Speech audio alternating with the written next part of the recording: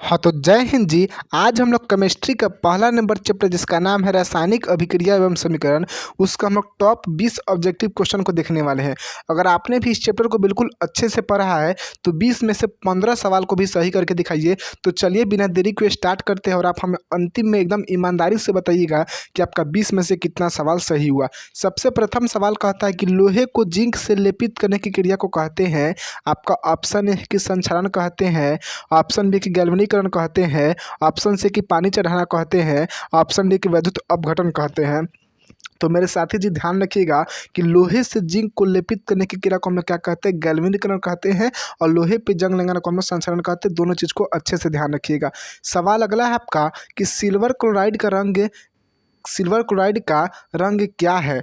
आपका option A दिया है कि श्वेत है, ऑप्शन बी दिया है कि पीला है, ऑप्शन सी दिया है कि हरा है, ऑप्शन डी दिया है कि काला है। तो सबको पता होता है कि सिल्वर क्लोराइड का जो रंग होता है कैसा होता है, श्वेत होता है। ऑप्शन नंबर आपका क्या हो जाएगा, ए एकदम राइट आंसर होगा। सवाल नंबर तीसरा कहता है कि जस्ता तथा तनु हाइड्रोक्लोरिक अम्ल की अभिक्रिया के फलस्वरूप निम्नलिखित में से कौन सा गैस बनता है। आपका ऑप्शन है कि CO2 गैस, ऑप्शन बी कि N2, ऑप्शन सी कि H2, ऑप्शन डी है कि SO2। तो देखिए जस्ता यानी क्या होता है, जिंक होता है, Zn होता है। और तनु हाइड्रोक्लोरिक अम्ल यानी क्या होता है, HCl। अब गौर कीजिएगा HCl आपका क्या है, एक अम्ल है। HCl क्या है, आपका एक अम्ल है। और आपका जिंक क्या है, आपका जिंक एक धातु है। और आपने पढ़ा हो कि धातु जो है जब भी अम्ल से अभिक्रिया करती है तो कौन सा गैस उत्पन्न करती है, हाइड्रोजन गैस। तो आपका ऑप्शन नंबर सी एकदम राइट आंसर होगा। सवाल नंबर चौथा कहता है कि निम्नलिखित में से कौन दहन अभिक्रिया है। आपका ऑप्शन ए है कि जल का उबलना, ऑप्शन बी है कि मोम का पिघलना, ऑप्शन सी कि पेट्रोल का जलना, ऑप्शन डी कि इनमें से कोई नहीं। तो मेरे साथी जब हम दहन किसे कहते हैं, तो वैसी प्रक्रिया जिसमें ऊष्मा और प्रकाश का उत्सर्जन होता है उसको हम क्या कहते हैं, दहन कहते हैं। तो जल को उबालेंगे तो केवल ऊष्मा निकलेगा, प्रकाश नहीं निकलेगा। मोम को पिघालिएगा तो केवल ऊष्मा निकलेगा, प्रकाश नहीं निकलेगा। लेकिन पेट्रोल को जलाइएगा ससुरा तो ऊष्मा भी निकलेगा, प्रकाश भी निकलेगा। यानी ऑप्शन नंबर सी जो है आपका दहन का उदाहरण है। सवाल अगला है कि साग सब्जियों का विघटित होकर कंपोस्ट बनना किस प्रकार की अभिक्रिया है। तो साग सब्जियों का विघटित होकर कंपोस्ट बनना ऊष्माशोषी है कि ऊष्माक्षेपी है कि उभयगामी है कि प्रतिस्थापन है। तो राइट आंसर क्या हो जाएगा कि ऊष्माक्षेपी अभिक्रिया है। ऑप्शन नंबर बी एकदम राइट आंसर होगा। सवाल अगला है आपका 6 नंबर कि निम्नलिखित में से कौन सा उत्पाद लेड नाइट्रेट को गर्म करने पर प्राप्त होता है। ऑक्सीजन की नाइट्रोजन ऑक्साइड की NO2 की N2 की NO2 की O2। तो मेरे साथी जी लेड नाइट्रेट को गर्म करने पर कौन सा उत्पाद प्राप्त होता है आपका, तो NO2 और O2 होता है। ऑप्शन नंबर क्या हो जाएगा, डी एकदम राइट आंसर होगा। सवाल नंबर अगला है आपका 7 नंबर कि निम्नलिखित में से कौन सा सही है। आपका ऑप्शन ए दिया है कि Na2CO3.5H2O, ऑप्शन बी दिया कि Na2CO3.10H2O, ऑप्शन सी दिया कि Na2CO3.7H2, ऑप्शन डी दिया कि Na2CO3.2H2O। तो मेरे साथी जी सब इसमें से आपका कौन सा सही है, तो आपका ऑप्शन नंबर बी जो है Na2CO3.10H2 आपका ये सही है। और ये किसका सूत्र है, तो धोवन सोडा का सूत्र है। ऑप्शन नंबर बी एकदम राइट आंसर होगा। सवाल अगला है आपका 8 नंबर कि निम्नलिखित अभिक्रियाओं में कौन अपघटन अभिक्रिया है। अपघटन को हम लोग क्या बोलते हैं, वियोजन। अब वियोजन का मतलब क्या होता है कि जिसमें एक से क्या हो, दो बने। तो किस अभिक्रिया में आपका एक से दो बन रहा है, तो पहला नंबर में से दो से एक बन रहा है, दूसरा में एक से एक बन रहा है, तीसरा में आपका एक से दो बन रहा है, और चौथा में आपका दो से एक बन रहा है। तो इसमें से कौन सा हो जाएगा अपघटन चाहे वियोजन, तो आपका ऑप्शन नंबर सी हो जाएगा क्योंकि इसमें एक से दो बन रहा है। तो ऑप्शन नंबर सी एकदम राइट आंसर होगा।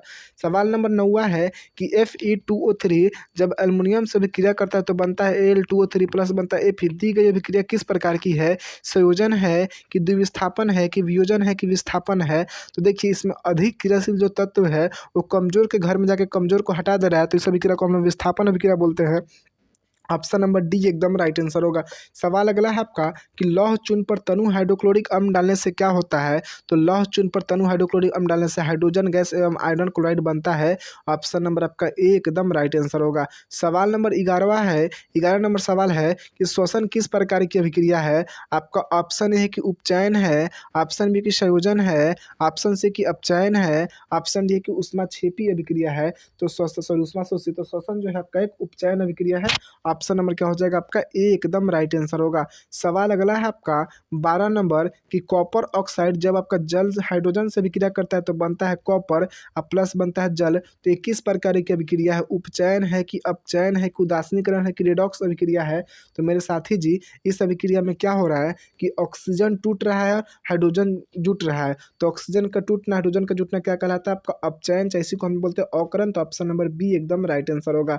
सवाल नंबर 13 है कि इलेक्ट्रॉन के स्थानांतरण से बने यौगिक कहलाते हैं सहसंयोजी, सहसंयोजी कि वैधुत संयोजी कि कार्बनिक, इनमें से कोई नहीं। तो इलेक्ट्रॉन के स्थानांतरण से बने यौगिक आपके वैधुत संयोजी यौगिक कहलाते हैं, आपका सॉरी सहसंयोजी यौगिक कहलाते हैं। आपका ऑप्शन नंबर क्या हो जाएगा 13 का ऑप्शन नंबर बी एकदम राइट आंसर होगा कि इलेक्ट्रॉन के स्थानांतरण से बने यौगिक क्या कहलाते हैं, वैधुत संयोजी। और जब इलेक्ट्रॉन का साझा होगा तो कौन सा यौगिक बनेगा, तो सहसंयोजिक बनेगा, ध्यान रखिएगा।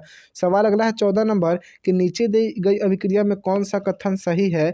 कॉपर जो है ऑक्सीजन से विक्रिया करके बनता है कॉपर ऑक्साइड। तो कॉपर का ऑक्सीकरण हो रहा है कि कॉपर का अवकरण हो रहा है कि कॉपर का नाइट्रेशन हो रहा है कि ए और बी दोनों।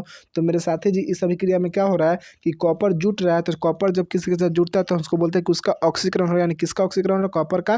तो आपका ऑप्शन नंबर ए एकदम राइट आंसर होगा। सवाल अगला है आपका 15 नंबर कि निम्नलिखित समीकरण है, आपका समीकरण जो है क्या है, हाइड्रोजन प्लस क्लोरीन से बन रहा है हाइड्रोजन क्लोराइड। तो ये कौन सा अभिक्रिया है, तो इसमें 2 से 1 बन रहा है। और जब 2 अभिकारक मिलकर एकल उत्पाद बनता है तो उसको हम लोग क्या बोलते हैं, संयोजन बोलते हैं।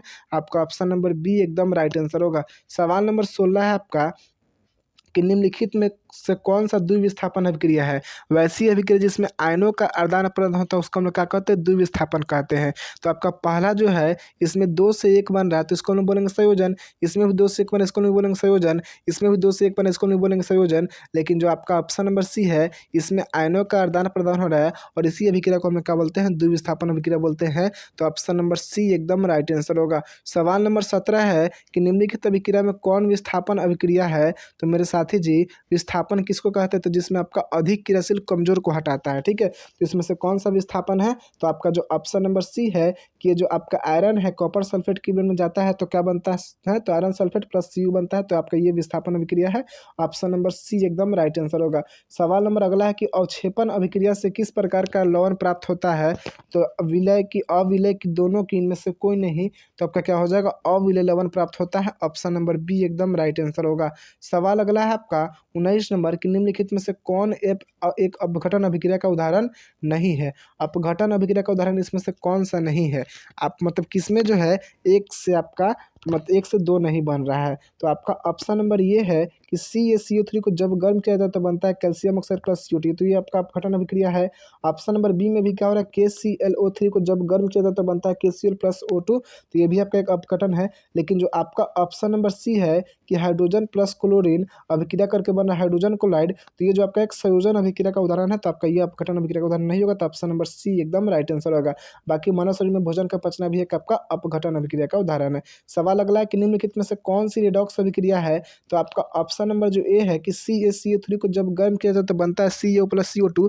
तो ये तो आपका एक कौन सा वियोजन अभिक्रिया, 1 से 2 बना तो वियोजन। आपका ऑप्शन नंबर क्या हो रहा है, 2 से 1 बना तो इसको हम बोलेंगे संयोजन। इसमें भी आपका 1 से 2 बना तो इसको हम क्या बोलेंगे, वियोजन। लेकिन जो आपका ऑप्शन नंबर सी है कि कैल्शियम ऑक्साइड जब आपका हाइड्रोजन क्लोराइड से अभिक्रिया करता है तो बनता है कैल्शियम क्लोराइड प्लस बनता है जल। तो ये जो है आपका एक रेडॉक्स अभिक्रिया का उदाहरण है। तो ऑप्शन नंबर सी एकदम आपका राइट आंसर होगा। तो मेरे साथी जी ईमानदारी से आपको बताना है कि आपने 20 सवाल में से कितना सवाल सही किया, एकदम ईमानदारी से आपको बताना है, ठीक है।